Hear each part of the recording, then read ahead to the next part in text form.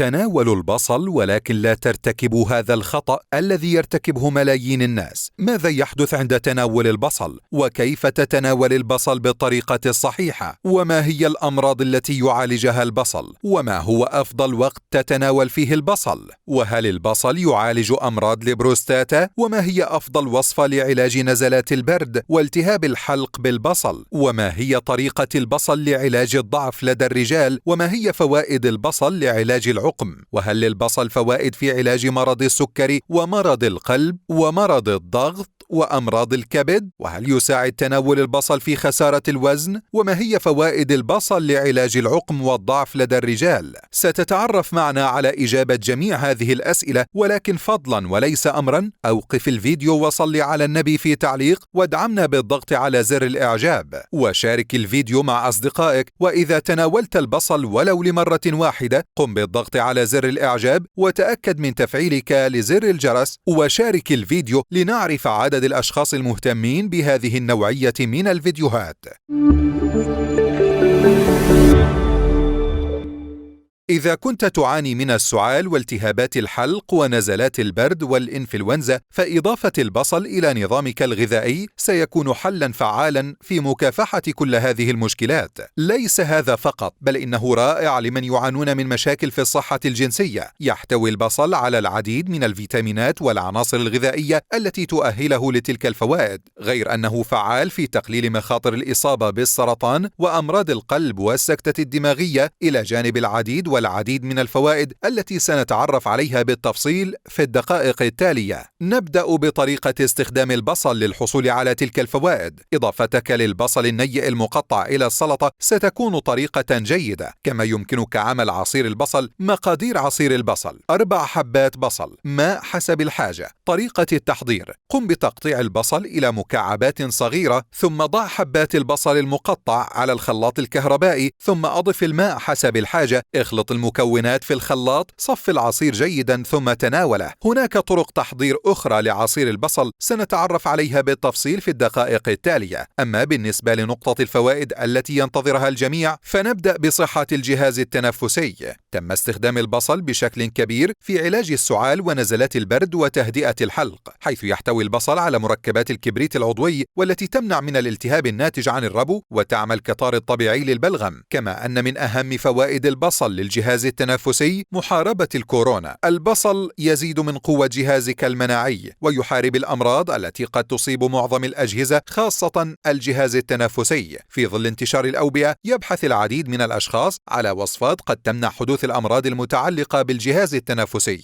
إليك عزيز المشاهد وصفة البصل لصحة الجهاز التنفسي. المكونات: مكعبات من الخيار، عصير الليمون حسب الرغبة، كوب كزبرة مفرومة، بصلة متوسطة مفرومة، فصين من الثوم مفروم، ربع كوب زبادي حسب الرغبة. اخلط كل هذه المكونات ويمكنك تناولها مع الطعام أو بشكل منفرد. أما بالنسبة للقلب، فتناولك للبصل النيء يدعم بشكل كبير صحة القلب، يعمل على خفض ضغط الدم ويقلل من احتمالية الإصابة بنوبات القلب. كما أن العناصر الغذائية الموجودة بالبصل تنظم من مستويات الدهون الثلاثية وتمنع من زيادة الكوليسترول المترسب في الشرايين، وبالتالي يقلل من حدوث تصلب الشرايين. أما بالنسبة لمناعة الجسم، فالبصل اختيار فعال لحمايتك من الأمراض المزمنة. المواد المضادة للأكسدة الموجودة في البصل مثل مركبات الفلافونويد تعمل على حماية الجسم من حدوث الالتهابات مثل التهابات الربو والتهابات المفاصل. كما أن عنصر السيلينيوم الموجود في البصل يدعم بشكل كبير في وظيفة جهازك المناعي، ويعزز البصل من قدرة جهازك المناعي أيضا من الوقاية بنزلات البرد وأمراض الجهاز التنفسي عن طريق مكافحة الالتهاب وتقليل المخاط في الممرات التنفسية مثل الأنف والرئتين. كما يمكنك تناول البصل لتقليل من الكحة والعطس، حيث إن البصل يقلل من الحساسية بشكل كبير عن طريق تقليل إفراز مادة الهستامين.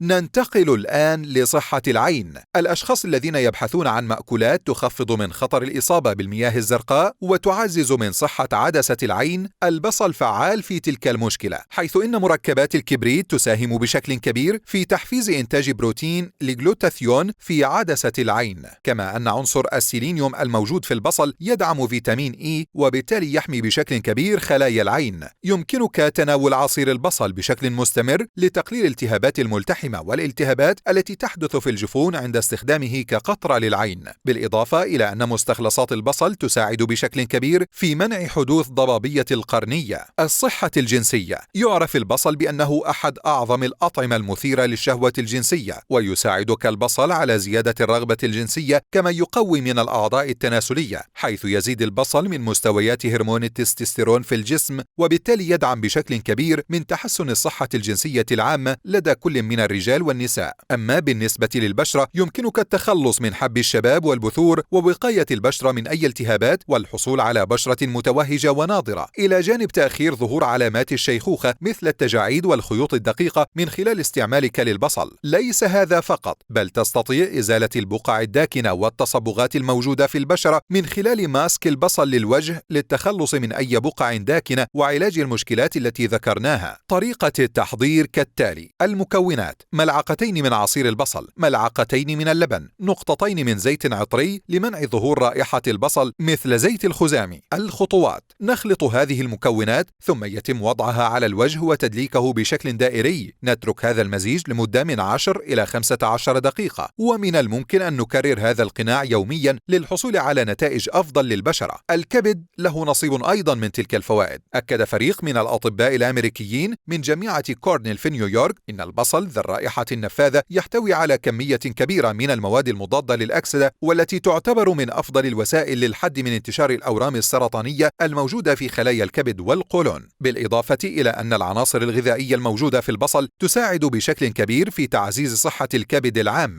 المرأة الحامل والجنين. أما بالنسبة للمرأة الحامل فلها نصيب كبير من فوائد البصل. تستطيع المرأة الحامل من خلال تناولها بشكل مستمر البصل أو عصير البصل تقوية المناعة وتنظيم ضغط الدم والوقاية من سكر الحمل، بالإضافة إلى الوقاية من الإمساك المرتبط مع الحمل. ولكن هل البصل آمن في فترة الحمل؟ المرأة الحامل بشكل عام ترغب في تناول بعض أنواع الأطعمة دون غيرها في فترة الحمل، فيما يعرف بالوحم. أحيانا ترغب في تناول البصل بشكل كبير، وأحيانا لا تحب تناول البصل، ولحسن الحظ أن البصل آمن بشكل كامل أثناء فترة الحمل. يحافظ على الصحة العامة للأم والصحة العامة للجنين، ولكن من الأفضل تناوله بصورة معتدلة لتجنب حدوث أي ضرر أو أي أعراض جانبية غير مرغوبة للأم أو للجنين. مرض السكري. الأشخاص الذين يعانون من مرض السكر اختيارهم لعصير البصل خيار جيد جدا، حيث يساهم البصل في تقليل مستوى الجلوكوز في الدم ويمنع من مقاومة الأنسولين، كما أن الكروم الموجود في البصل يساعدك في التحكم في مستوى السكر، مما يفيد في الوقاية من الإصابة بمرض السكري. ليس هذا فقط، بل إنه يقلل من مضاعفات مرض السكري نتيجة احتوائه على العديد من المواد المضادة للأكسدة، والتي تقي من الأمراض الالتهابية مثل أمراض القلب التي تدخل ضمن مضاعفات مرض السكري. الشعر. تستطيع تحسين صحة الشعر وتعزيز نموه حين استخدامك لعصير البصل، حيث إن عصير البصل يعزز الدورة الدموية الواصلة للشعر، وبالتالي يزيد من إيصال الأكسجين والعناصر الغذائية المهمة إلى بصيلات الشعر، مما يزيد من نموه ويحسن من صحته. كما أن مضادات الأكسدة الموجودة في عصير البصل تقلل من التهابات فروة الرأس. عصير البصل يمنع من تقصف الشعر والشيب المبكر، والسر في ذلك هو احتوائه على إنزيم يسمى الكاتاليز، والذي يمنع شيب الشعر المبكر. ليس هذا فقط، بل يمكنك ترطيب فروة الرأس والحماية من الإصابة بالعدوى. وللحصول على تلك الفوائد للشعر بعد تجهيزك لعصير البصل كما ذكرنا في بداية الفيديو، تقوم بالخطوات التالية: دلكي فروة الرأس بعصير البصل وركزي على المناطق التي تعاني من خفة الشعر. اتركي عصير البصل لمدة 10 إلى 15 دقيقة. اغسلي رأسك بماء دافئ وشامبو خفيف. كرري العملية يوميا للحصول على أفضل نتائج. عزيزي المشاهد، لم تنتهي الفوائد بعد، فهناك العديد من الفوائد الأخرى يمكن ذكر البعض منها بشكل إجمالي فيما يلي. يساعد البصل في تعزيز عملية الهضم. أثبتت دراسات عديدة فعاليته في إنقاص الوزن. يساعدك في التخلص من مشاكل البواسير التي سببها العدوى البكتيرية. مضاد حيوي طبيعي وطارد للغازات ومطهر معوي. يمنع من انتشار الخلايا السرطانية مثل سرطان البروستاتا والثدي والقولون، إلى غير ذلك من الفوائد العديدة للبصل. عزيزي المشاهد، هذا كل ما لدينا اليوم. لا تنسوا مشاركة الفيديو والاشتراك في القناة وتفعيل زر الجرس. شكرا لكم على المشاهدة ودمتم بخير.